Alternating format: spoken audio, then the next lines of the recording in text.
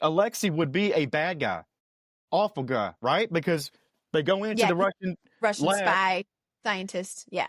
awful human being. He's done some terrible stuff. We shouldn't like him. Not long in, it's an episode maybe.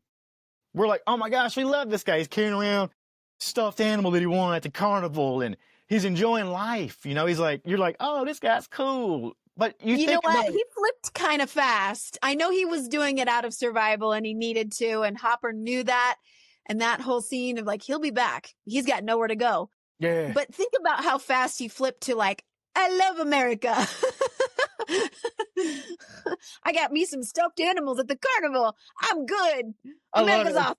They told him the games were rigged, and he comes back with the biggest damn thing that you could have.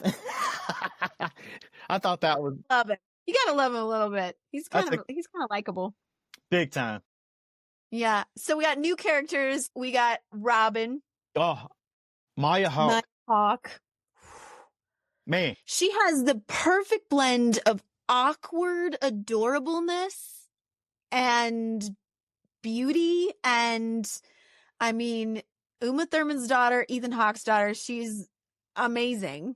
It's one of those situations where you're like, all right, did she just get into Hollywood and this kind of stuff because she's of famous parents? I mean, was she handed this role? What's going on? Yeah. But she shows up and absolutely kills it, I think. I love it. And that's a great point there, because she could have been handed this, and maybe she was handed this, but if she was, she paid attention to what her parents were doing. Am I right? Like she knew. Grew up on set. Right? She did an audition for the Duffer Brothers for Stranger Things, and they loved her so much that they rewrote part of Robin's dialogue to fit her quirky humor. So a lot of what we're seeing from Maya/Robin, it's really her. Yeah. So that's why it comes across so well. I love her. I think she's one of the best characters. I did too. And I think her story arc is amazing. Like, you start to get a little bit of the complexity of who she is. I mean, yes. And I try to imagine what it's like for this character of Robin to be like, all right, I'm just a teenager doing my job at the Scoops Ahoy. For some reason, this kid shows up and is translating Russian in the background. I don't know what's going on, but I'm in. And then to be dove into a storyline like this, if I'm just imagining what it's like to be her, and you're like, wait. Well, she's the one that translates. She translates the Russian. She put herself into it. You know, I was like, totally. Well, without knowing all of what was going on, until they get down into they infiltrate this Russian lab, and they see another gate is opened, and Steve is like, oh no. Steve and Dustin are like, we know what this means, and she's like, what's going on? Wait, hold up. You guys already know what this is? Like, she's really just thrown into this whole thing that is strange. Stranger Things. Right? Stranger Things. It's weird.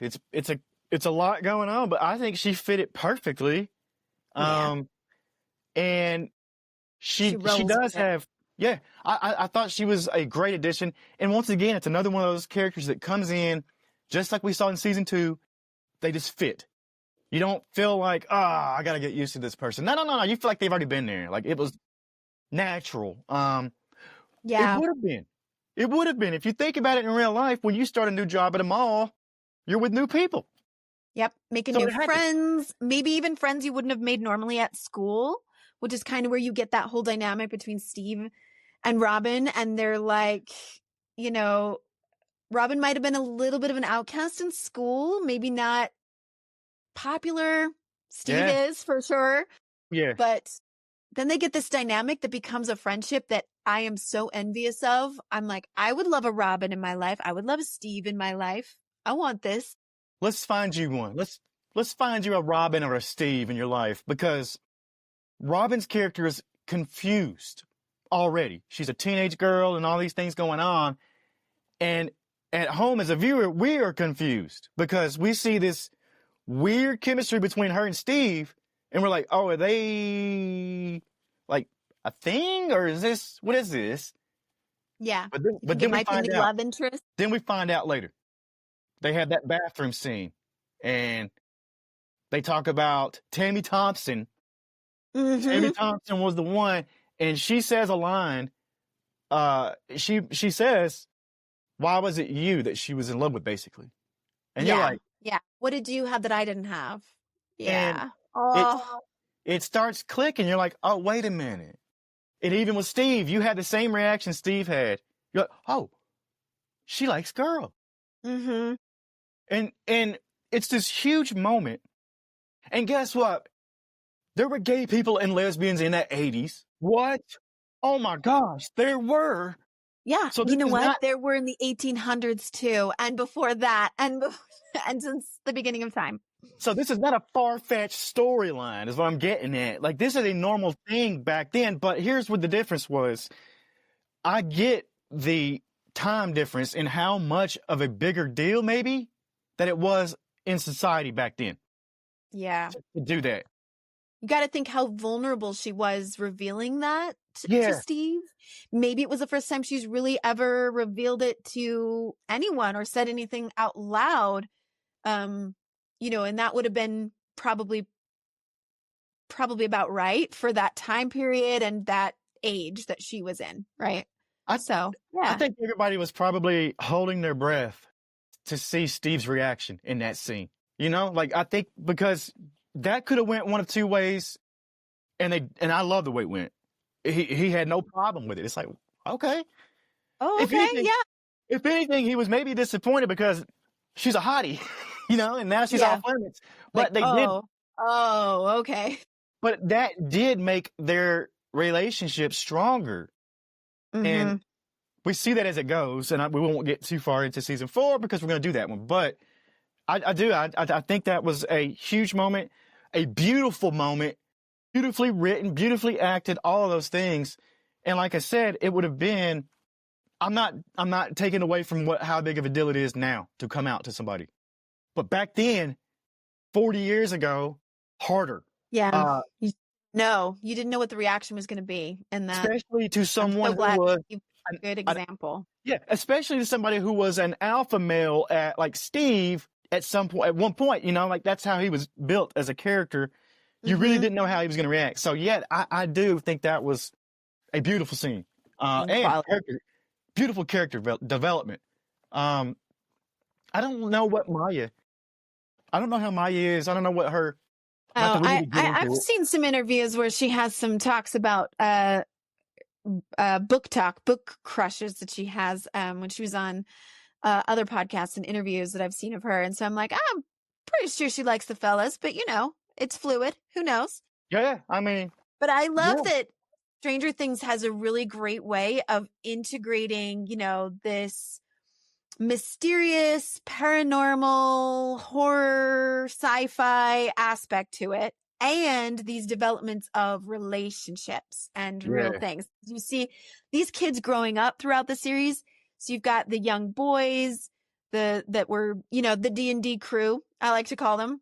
Yeah. The OGs of season 1. And you're seeing them grow up and have like, now they're kind of pairing off. Now that Max is in the picture, you know, Lucas has a little girlfriend there, and Mike is still kind of obsessed with 11, and they've got their obsession going. In fact, like full out makeout sessions. Let's be honest. Yeah.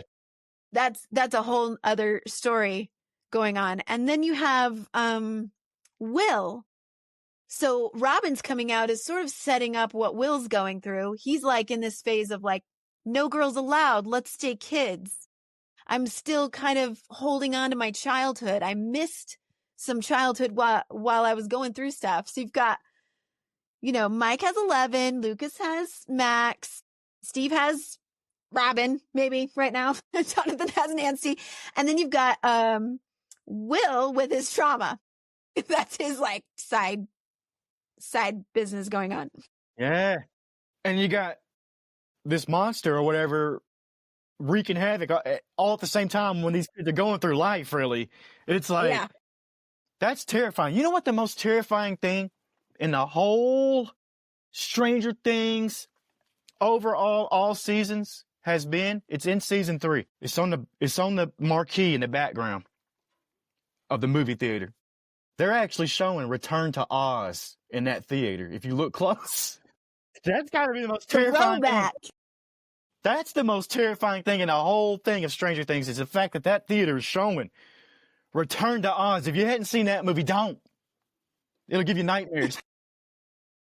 Or do watch it and then watch our rewatch of it, which we did last year at the Witch Movie Project.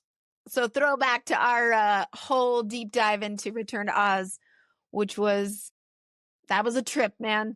We did a live screening of that. Let's just tell the truth. We did a live screening of that and people walked out.